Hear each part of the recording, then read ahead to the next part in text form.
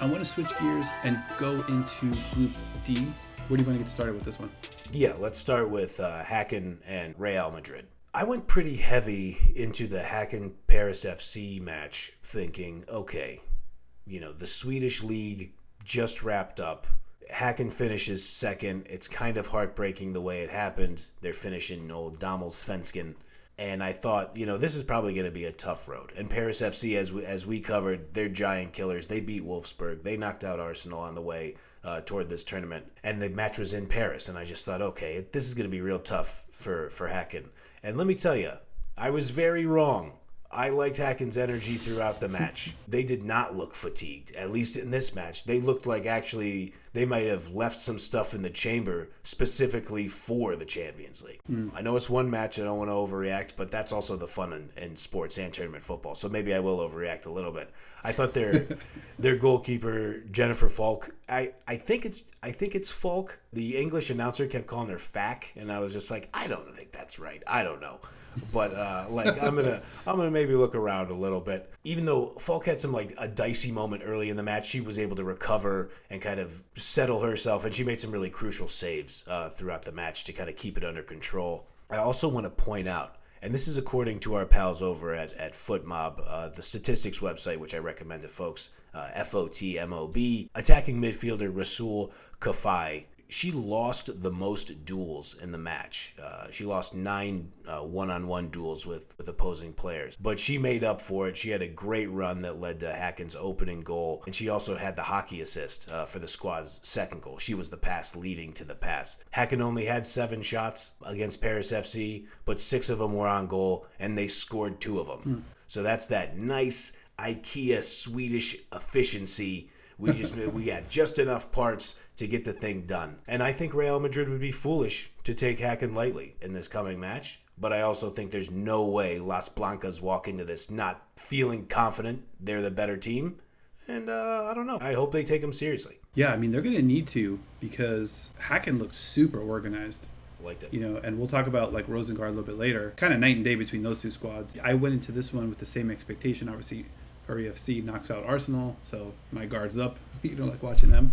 But I was very impressed with just kind of how organized Hacken was, especially defensively. It's not often where you can just, with the naked eye, see what the formation is. And I feel like for most of the match, I was like, oh, okay, I can see all the lines clearly. Everybody's where they're supposed to be. And they played a super, super tight game. And now they head home for this one against Madrid. And I absolutely do expect them to be competitive because, Madrid, had an okay showing, we'll say, against Chelsea. A little bit of home cooking. We'll talk about that later. Madrid-Chelsea, I think it was largely a pretty fun game. I think it showcased the really great personnel on each side. Gotta tell you, I was surprised about Hacken's performance. Not surprised that Real Madrid's tandem of world-class World Cup winning fullbacks, Ivanka Andres and Olga Carmona, turns out they're still super good. Who would have thought?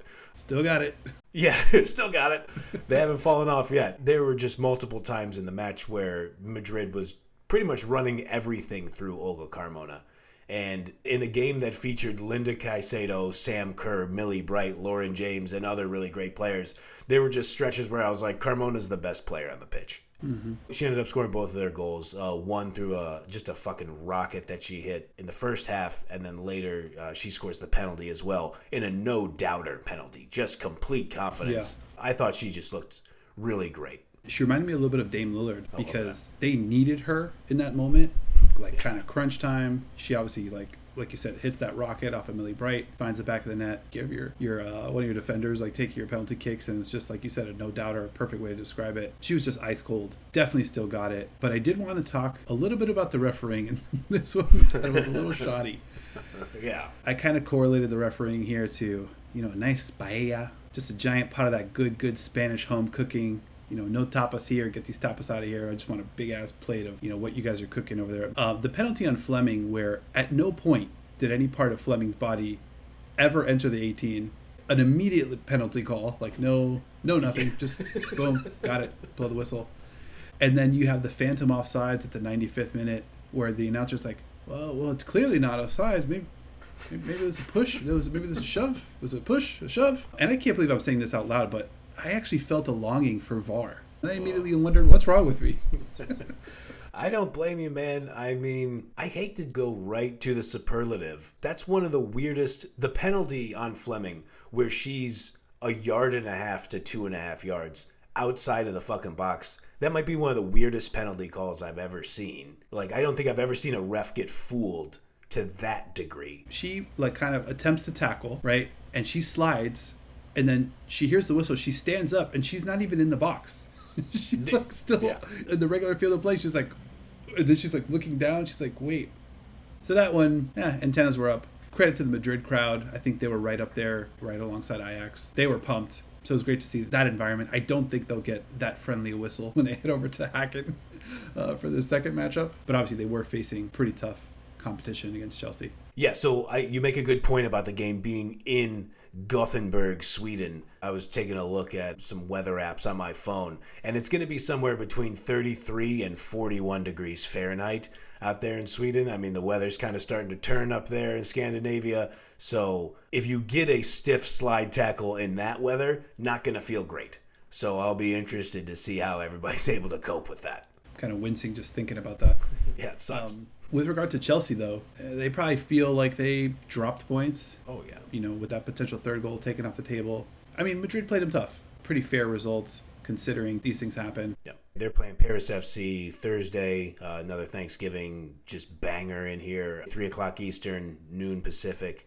I think Chelsea's going to be super pissed. I think Emma Hayes was visibly upset, especially after the offside call, like at the death, essentially. Which I will say, I thought the announcer was onto something, and it's what I kind of thought when they showed the replay. The attacking player was obviously a million miles onside. But that bump that Kerr gave the other defender, if that was the ref's call, I could sort of understand it. Like, okay, you didn't let your opponent go for the ball. You didn't let them jump. You hit them, but the contact was minimal. Wasn't a lot in it. And they were making the call as offside, which is just a howler of a call. So that's my meager defense at first, where I was like, okay, maybe they're saying Sam Kerr inhibited the defender too much. But nope, they just said offside, and it was wildly incorrect. Telling you, man. Big scoop of paella. Big old scoop of paella with a delicious shrimp. I love a good paella. Mm-hmm. Just what you got? Just throw it in there. Let's go. It's going to be delicious. But like in terms of like Chelsea's mindset, I think they're justifiably going to be a little upset. But like you said, also, these things just happen in a football game. They're bad calls kind of both ways. They didn't show many effects in the WSL. They smashed Liverpool 5-1 on Saturday morning. Back in the league game. It might be reasonable to believe, if you're a Chelsea fan, that okay, we're gonna come in here, we're gonna smack around Paris FC. We're playing at Stamford Bridge, but I wouldn't count out Paris FC either. I think their trio of midfielders, Claire Mateo, Daphne Corbaz, and Kaja Korashek, I thought they held up pretty well in their first match. And Paris FC, they got a little bit of that Paris Saint-Germain too, where like they'll do back heel passes, they try some trickery shit, like they're out there trying to do their mixtape stuff. They'll try to create an opportunity to catch Chelsea off guard. And I really liked the look of Julie Defour for Paris FC as well. I thought she had an aggressive attacking style up front. But I'll say, man, if you're kind of looking at the three juggernauts who we'll touch on later in this podcast, but Lyon, Barcelona, and Chelsea, feels like those are our three big dragons in this one. So it's going to be uphill for Paris FC. But I like the cut of their jib, to use a Texas term, in honor of Paris, Texas, home of Stone Cold Steve Austin. So we'll see if Paris is able to come out there and kind of at least make it a game. For sure. And I think we know that Paris FC is not going to be afraid. For sure. They've knocked out some heavyweights as well. And like we said, it's still early. Only one match in. Watching that Chelsea side, I do wish Lauren James would have gotten going a little earlier. When she turns it on, it's pretty, I mean, she's electric. And I think it's also safe to say that Sam Kerr is all the way back. She looked awesome. Watching her header on the one she scored, I actually thought to myself, can Sam Kerr dunk a basketball? Because like she was up in the air for, I mean, she looked like one of those volleyball players in slow motion videos where they just keep rising and the defenders are now coming down and she's still just kind of rising and then ultimately smashes it home. Very, very impressive. She had some chances early that she wasn't able to put home, but she definitely took it out on the ball on the one that she did put home. That was pretty awesome to watch. Yeah, just a super dynamic athlete. Like, you could tell that's obviously part of, like, the whole Chelsea mindset is, like, everybody's going to be really well conditioned. Everybody's going to be sick. But, like, Sam Kerr's leaping ability and her ability to time those headers can't really teach that either. Like, she's just got it. And you're totally right about Lauren James. She had that strike late in the second half where she's like 25 yards out and it bangs off the crossbar. Like, Yeah. she had the keeper way beat on that. And it's just unlucky to go back to what we were saying earlier. Just kind of unlucky that it taps off the crossbar. But Lauren James plays at her own pace, doesn't look that fast, but she gets by everybody. And she fools everybody too. I can't remember if we talked about this during the World Cup, but Lauren James is essentially James Harden, but good in big spots. Nothing about it looks totally overwhelming, but how come everybody else on the field can't fucking cope with her? It's just it reminds me of prime James Harden. Yeah, I like the James Harden comparison. A little Tracy McGrady too, a little sleepy face killer, kind of vibe. Hell yeah, for sure. So Chelsea Paris FC Thursday 3 p.m. Eastern. We'll be locked into that one. That one's going down the same time as Roma and Ajax, so we'll have to make some tough choices there maybe.